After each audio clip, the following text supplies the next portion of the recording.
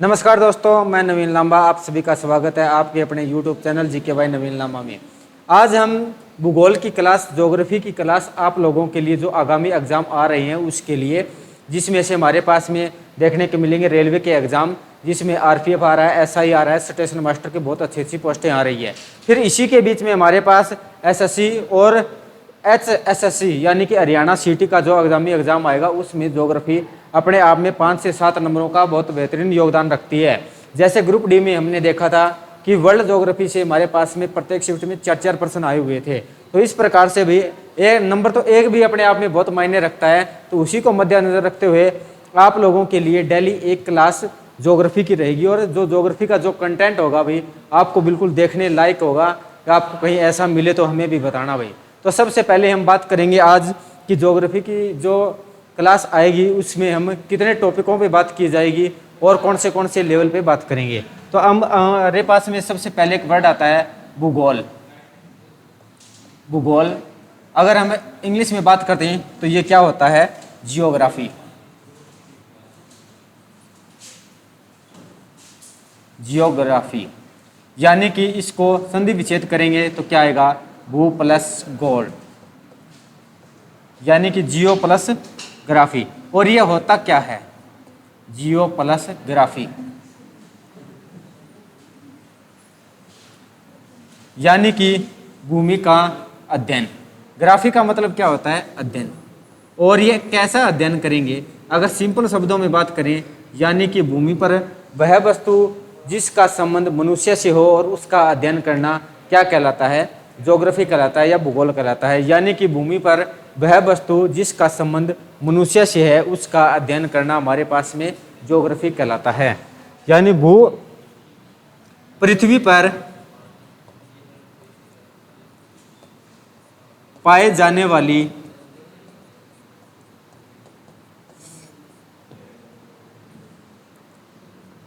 प्रत्येक वस्तु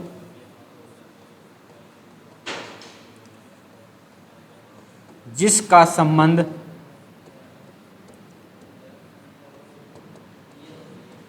मनुष्य से है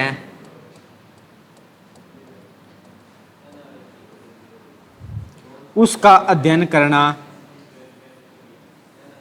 ज्योग्राफी कहलाता है। उसका अध्ययन करना ज्योग्राफी कहलाता है या भूगोल कहलाता है।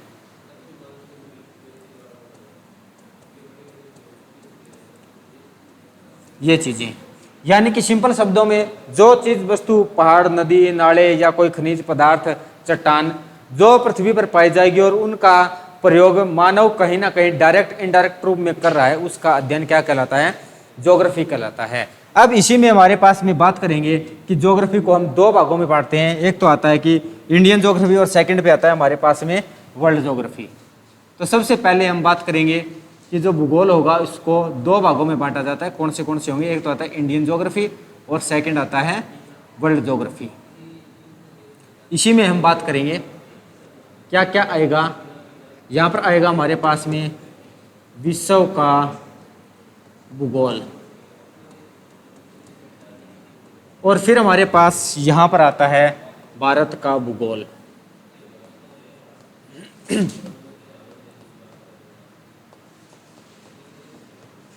जो भारत का भूगोल आएगा उसमें हम प्रत्येक पहले टॉपिक में के बारे में बात बताना चाहें तो आपको बहुत सिंपल सा और आसान सा रहता है, क्योंकि ये बेस मानकर इसी क्रम में आगे चलेंगे। तो यानी कि एक टॉपिक के ऊपर दूसरा टॉपिक उसका बेस रहता है, जिससे सबसे पहले हमारे पास में आता है कि भारत का या भारत की भौगोलिक स्थिति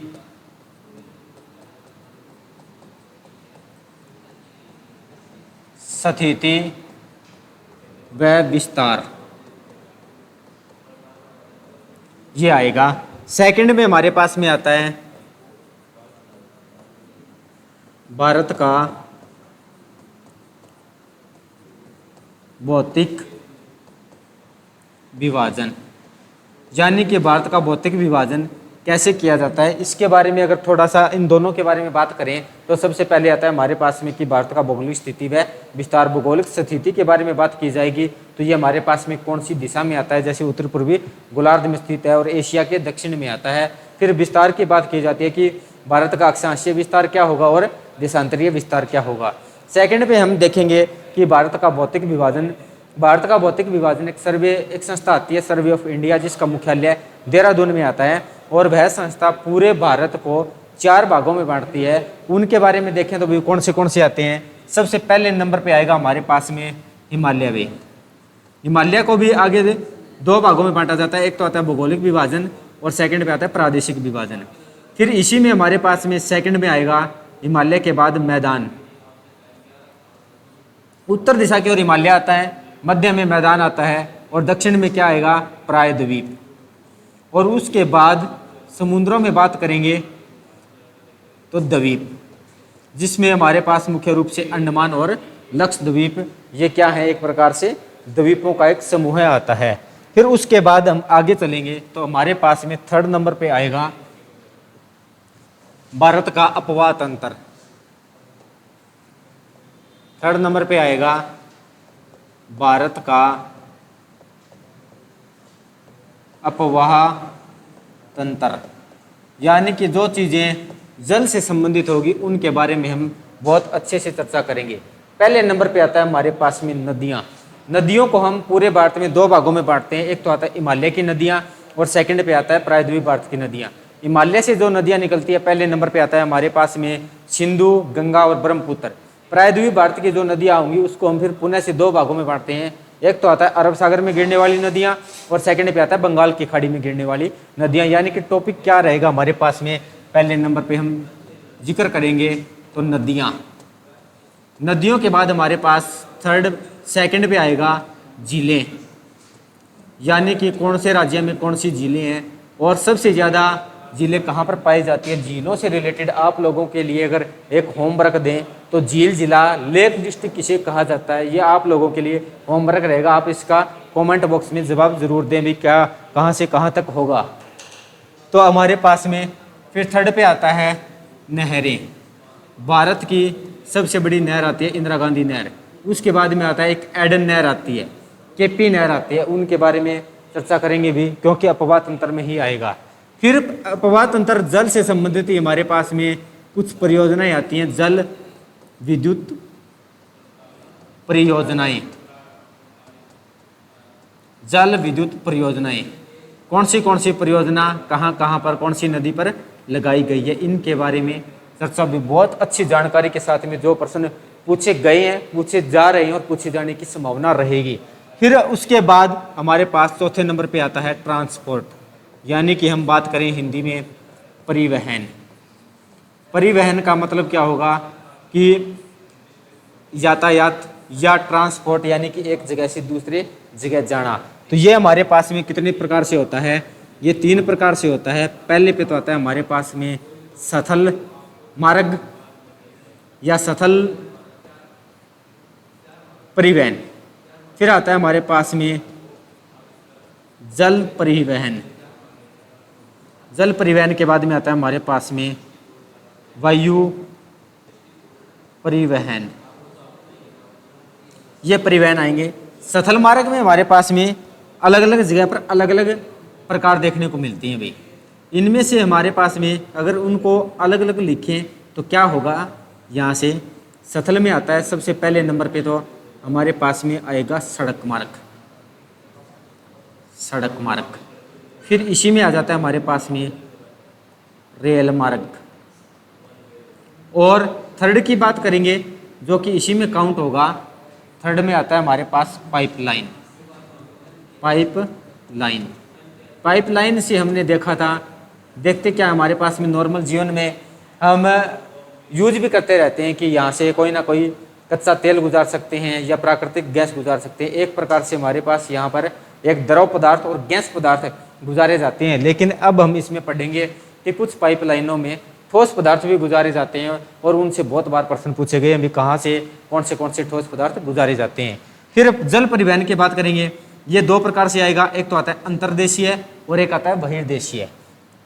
अंतर या अंतर्देशीय की बात करेंगे, और एक आता है बहिर्देशीय। अंतर्देशीय का मतलब क्या होगा कि जो जल मार्ग देश के अंदर ही है उसको हम अंतर्देशीय बोलेंगे। जैसे नेशनल वाटरवे नंबर 1 आता है इलाहाबाद से लेकर हल्दिया तक, ये क्या आ रहा है, एक देश की सीमा के अंदर ही आ रहा है, उससे बाहर नहीं जा रहा। लेकिन बहिर्देशीय की बात करेंगे तो हमारे पास आपने जिक्र सुना होगा बंदरगाह। बंदरगाह क्या होते हैं? बंदरगाह यानी कि एक ऐसी जगह जहाँ से समुद्री जहाज में सामान को आसानी से उतारा जा सके और उसमें आसानी से लोड किया जा सके, वो बंदरगाह होते हैं। तो भारत में हमारे पास में 13 प्रमुख बंदरगाह आएंगे। आपने नाम सुना होगा कांडला बंदरगाह, कोई मुंबई की हैं, कुछ इसी प्रकार से आगे चलते जाएंगे, पूरे 13 के 13 जिक्र करेंगे। वायु परिवहन में आता है हमारे पास में क्या आएंगे? हवाई जहाज। राष्ट्रीय मार्ग और एक आता है अंतरराष्ट्रीय मार्ग, दोनों प्रकार से। यानी कि राष्ट्रीय वायु मार्ग में आएगा हमारे पास में लोकल हवाई जहाज, जो छोटा सा, यानी कि दिल्ली से मुंबई जाना, मुंबई से कोलकाता, कोलकाता से बेंगलोर, इस प्रकार से चलता जाएंगे। लेकिन अंतर्राष्ट्रीय वायु मार्ग की बात करेंगे तो यहाँ पर इंटरनेशनल एयरपोर्ट्स के बारे में जिक्र किया जाएगा, जहाँ से जहाज विदेशों में जाती है। यानी कि राष्ट्रीय मार्ग होगा और अंतर्राष्ट्रीय मार्ग, ये चीज़ें। इनके बारे में ये 4 टॉपिक हो चुके हैं। अगर चारों टॉपिकों को हम जब देख लेंगे तो हमारे पास में 60 से 70% ज्योग्राफी कंप्लीट हो जाती है। और उसके बाद में हमारे पास कुछ जो 30% आती है उनका और जिक्र करें तो आपने एक टॉपिक का नाम सुना होगा जलवायु। जलवायु क्या होती है? जलवायु में हमारे पास में क्या टॉपिक हमें पढ़ने को मिलेगा? क्लाइमेट। जलवायु में हमारे पास में बात करेंगे जो वर्षा आती है, मानसून होगा, ऋतुओं में परिवर्तन होगा, या मौसमी परिवर्तन को हम क्या कहते हैं? जलवायु। इसमें सबसे ज़्यादा मुख्य रूप से हमारे पास में वर्षा रहेगी। वर्षा कहाँ से आती है? एक तो मानसून से आती है, एक पश्चिमी विक्षोभ से आती है, एक चक्रवात से आती है। कब कब कहाँ पर कौन सा इफेक्ट देखने को मिलेगा वो जलवायु में पढ़ेंगे। फिर हमारे पास 6ठे नंबर पे आती है कृषि व पशुपालन।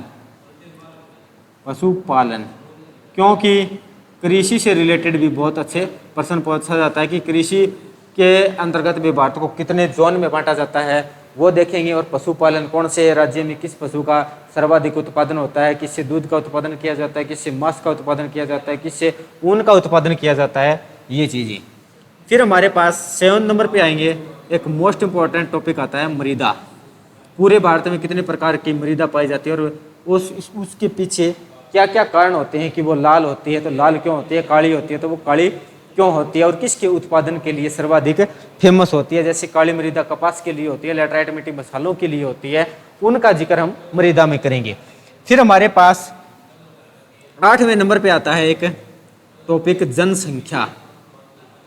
जनसंख्या में ये देखेंगे कि कौन से राज्य में जनसंख्या सबसे ज़्यादा है, कौन से में कम है। इसी में हमारे पास में मेल की काउंटिंग की जाती है, फीमेल की काउंटिंग की जाती है, और साथ में साक्षरता के बारे में भी जिक्र किया जाता है कि कौन से राज्य की साक्षरता सबसे ज़्यादा है, कौन से की कम है।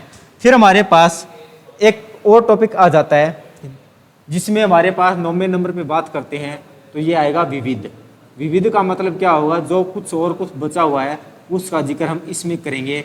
जैसे पहले नंबर पे आता है जुड़वा शहर, जुड़वा शहर। फिर आ जाते हैं हमारे पास में जनजाति, कौन से राज्य में कौन सी जनजाति कहाँ पर निवास करती है, किस प्रकार के, ये चीज़ें। फिर आते हैं कुछ शहरों के उपनाम, शहरों के उपनाम, ये चीज़ें।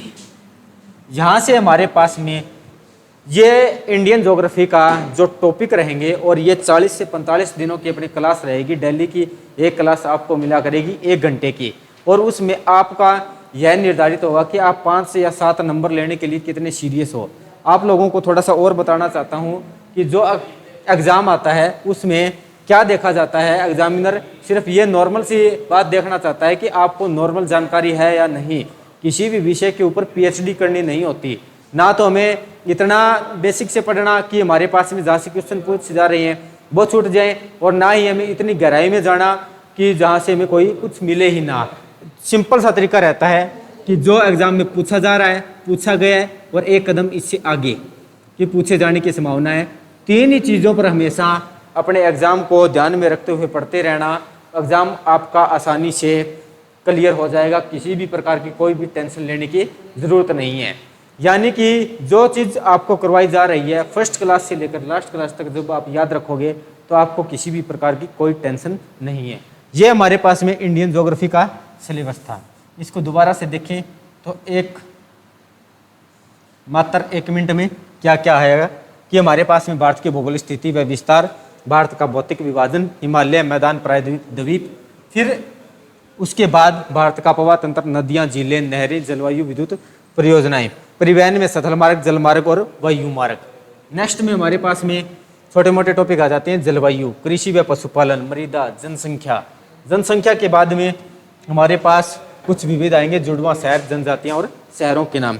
ये तो थी हमारे पास में भारत की भूगोल यानी कि इंडियन ज्योग्राफी। अब इसी में हम बात करेंगे कि जो विश्व का भूगोल आता है उसमें हम क्या देखेंगे।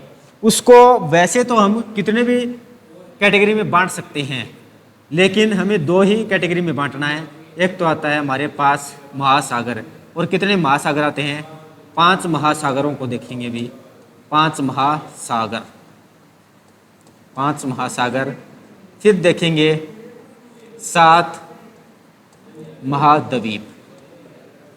जो 5 महासागर आते हैं, सबसे पहले नंबर पे तो ये पूछा जाता है कि कौन सा बड़ा आता है, कौन सा छोटा आता है, कौन से की गहराई ज़्यादा है, कौन से में क्या चीज़ पाई जाएंगे, कौन सा द्वीप कहाँ पर पाया जाएगा। फिर हमारे पास में 7 महाद्वीप आते हैं।